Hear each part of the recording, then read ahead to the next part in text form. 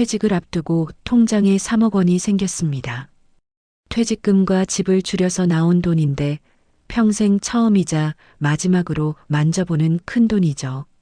그런데 문제는 이 돈을 어떻게 써야 할지 전혀 감이 오지 않는다는 겁니다. 매달 월급처럼 꾸준히 들어오게 만들 수 있을까? 아니면 한순간에 잘못 굴려서 금세 사라져버리는 건 아닐까? 오늘은 바로 이 고민을 함께 풀어보겠습니다. 첫 번째 사례입니다. 62세의 김철수 씨는 평생 한 직장에서 근무하다 은퇴했습니다. 퇴직금과 집을 줄여서 얻은 돈을 합쳐서 정확히 3억이 통장에 들어왔습니다. 그 순간은 뿌듯했지만 시간이 지나면서 불안감이 더 커졌습니다. 국민연금은 한 달에 70만 원 조금 넘게 나오는데 부부 생활비는 최소 250만 원은 들어갑니다. 그렇다고 이 3억을 통째로 은행에 넣어두자니 금리가 낮아 생활비 공백을 메우기에는 턱없이 부족했습니다. 주식에 올인하기엔 손실이 두렵고 부동산은 현금 흐름이 막히니 매달 쓰기는 어렵습니다. 결국 김 씨는 매달 안정적으로 현금이 나오게 하는 전략이 필요하다는 걸 깨달았습니다.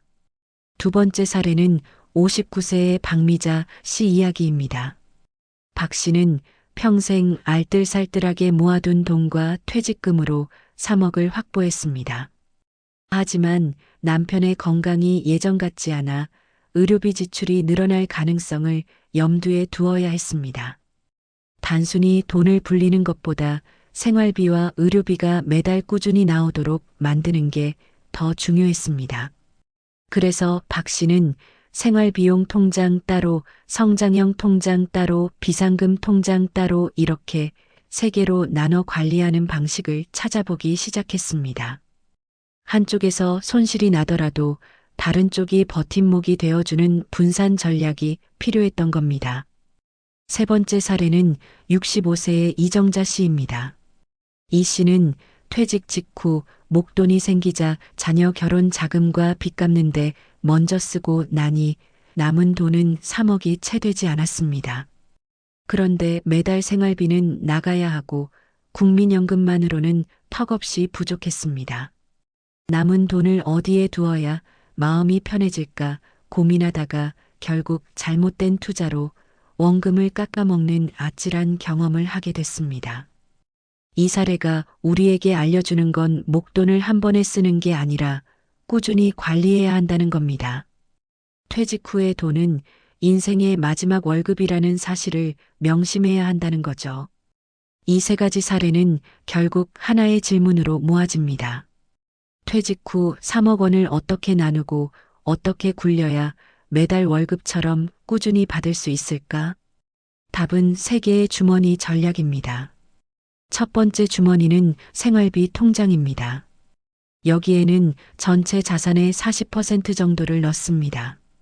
이 돈은 매달 현금이 꾸준히 나오는 상품에 배분하는 게 핵심입니다. 예를 들면 매달 배당을 주는 월배당 ETF가 있습니다. 월세처럼 매달 들어오는 배당금으로 국민연금이 채워주지 못하는 생활비 공백을 메우는 겁니다. 또는 커버드콜 ETF 같은 상품도 활용할 수 있습니다. 주가가 크게 오를 때는 수익이 제한되지만 대신 안정적인 현금 흐름을 만드는데 강점이 있습니다. 이 주머니는 매달 월급처럼 생활비를 주는 역할을 하기 때문에 가장 기본적인 버팀목이 됩니다. 두 번째 주머니는 성장 통장입니다. 이 부분도 40% 정도 배분하는데 장기적으로 자산 가치를 불려서 물가 상승을 이겨내는 역할을 합니다. 여기서는 TDF 같은 생애주기형 펀드가 좋은 선택이 됩니다. TDF는 은퇴 시점에 맞춰 주식과 채권의 비중을 자동으로 조절해 주기 때문에 장기 투자에 적합합니다. 내가 직접 주식 비율을 고민하지 않아도 전문가들이 알아서 조정해 주는 거죠. 은퇴 후 20년 넘게 살아갈 시간을 생각하면 이 성장 통장이 반드시 필요합니다. 세 번째 주머니는 비상금 통장입니다. 이건 전체 자산의 20% 정도를 넣습니다. 갑작스러운 병원비나 가족 행사 같은 예측 불가능한 지출을 대비하는 역할입니다. 현금이나 단기 예금 그리고 MMF 같은 안정적이고 유동성 높은 자산으로 준비합니다. 혹은 TIF라는 인컴형 펀드를 활용해 매달 일정 수익을 받으면서도 원금을 지키는 방식도 가능합니다. 비상금 통장은 불안할 때 마음을 붙잡아주는 안전장치입니다. 이 세 개의 주머니 전략은 복잡한 금융 지식이 없어도 누구나 이해할 수 있습니다. 돈을 벌려는 목적이 아니라 지키면서 매달 일정한 월급처럼 쓰게 만드는 구조입니다. 한쪽에서 손실이 나더라도 다른 주머니가 버텨주는 구조라서 안정성이 커집니다. 여기에 한 가지를 더 할 수 있습니다. 바로 주택연금입니다. 우리나라 시니어 자산의 대부분은 부동산에 묶여 있습니다. 집을 가지고 있지만 현금 흐름이 부족하다면 주택연금으로 바꿔 매달 월급처럼 받는 것도 좋은 방법입니다. 이렇게 하면 금융 자산의 부담을 줄이고 생활비 안정성을 높일 수 있습니다. 결국 퇴직 후의 3억은 단순한 돈이 아니라 평생의 월급 통장으로 다시 태어나야 합니다. 생활비 통장으로 매달 쓰고 성장 통장으로 미래를 준비하고 비상금 통장으로 안전을 확보하는 것. 이 세 가지를 통해 국민연금으로 부족한 생활비 공백을 채워나가는 겁니다. 여기까지가 오늘의 일부 내용입니다. 아직 끝난 게 아닙니다. 다음 시간에는 이 전략을 실제 수치로 계산해 보면서 매달 얼마를 받을 수 있는지 또 어떤 상품을 선택해야 하는지 구체적으로 알려드리겠습니다. 놓치지 않으시려면 구독과 좋아요 꼭 눌러주시고 댓글로 여러분의 상황도 남겨주세요. 다른 분들과 함께 지혜를 나누는 것이 결국 더 든든한 노후를 만드는 길입니다. 퇴직 후 3억이라는 돈이 손에 들어왔을 때 처음엔 든든했지만 막상 어떻게 관리할지 막막했던 기억이 나실 겁니다. 일부에서는 이 돈을 생활비 통장, 성장 통장, 비상금 통장으로 나누는 큰 그림을 말씀드렸습니다. 오늘은 이 전략을 실제로 어떻게 적용하고 실행할 수 있는지 조금 더 깊이 들어가 보겠습니다. 먼저 생활비 통장입니다. 은퇴 후 당장 필요한 건 매달 꾸준히 들어오는 월급 같은 현금 흐름입니다. 국민연금이 있다고 해도 부부 기준 최소 생활비에는 못 미칩니다. 그래서 생활비 통장은 반드시 배당이나 이자처럼 일정한 현금 흐름을 만들어내는 상품으로 채워야 합니다. 대표적인 것이 월배당 상장 지수펀드 즉 ETF입니다. 월배당 ETF는 매달 일정한 시점에 배당을 주도록 설계되어 있습니다. 이 배당금이 바로 월급처럼 들어오는 구조를 만들어줍니다. 예를 들어 1억 원을 연 배당률 6% 상품에 넣는다면 매달 약 50만 원이 들어옵니다. 여기에 국민연금을 합치면 부부 생활비의 큰 부분을 충당할 수 있습니다. 생활비 통장은 절대 높은 수익을 노릴 필요가 없습니다. 안정성과 꾸준함이 핵심이기 때문입니다. 다음은 성장 통장입니다. 은퇴 이후에도 돈은 계속 불어나야 합니다.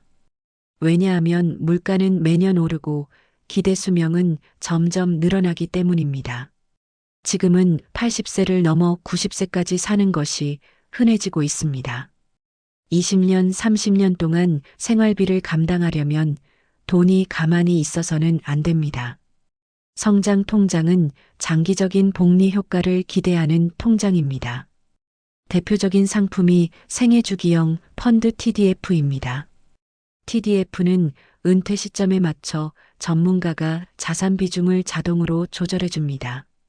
젊을 때는 주식 비중을 늘려 수익을 추구하고 은퇴가 가까워질수록 채권 비중을 늘려 안정성을 확보하는 방식입니다.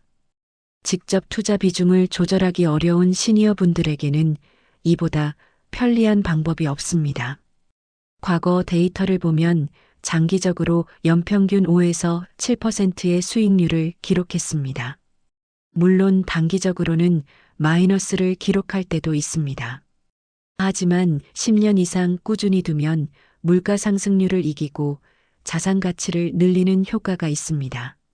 성장 통장은 당장의 월급 대신 은퇴 10년 후, 20년 후의 생활을 책임질 중요한 자산입니다. 세 번째는 비상금 통장입니다. 은퇴 이후에 가장 두려운 상황은 예상치 못한 지출입니다. 자녀가 갑자기 어려움에 처하거나 본인이나 배우자의 건강에 문제가 생기면 큰 돈이 필요합니다. 이때 다른 통장을 깨지 않고 바로 쓸 수 있는 돈이 있어야 합니다. 그래서 비상금 통장은 반드시 현금이나 현금성 자산으로 두는 게 좋습니다. 예금이나 단기 채권형 펀드 MMF 같은 상품이 적합합니다. 큰 수익은 바라지 않지만 언제든 안전하게 꺼내 쓸 수 있다는 점에서 심리적인 안정감을 줍니다. 비상금 통장이 튼튼할수록 나머지 통장을 흔들지 않고 은퇴 생활을 유지할 수 있습니다. 여기에 더해 주택연금을 빼놓을 수 없습니다. 우리나라 시니어 자산의 절반 이상이 부동산에 묶여 있습니다. 집은 있지만 현금이 부족한 경우가 많습니다. 이때 주택연금을 활용하면 살던 집을 유지하면서도 매달 연금을 받을 수 있습니다.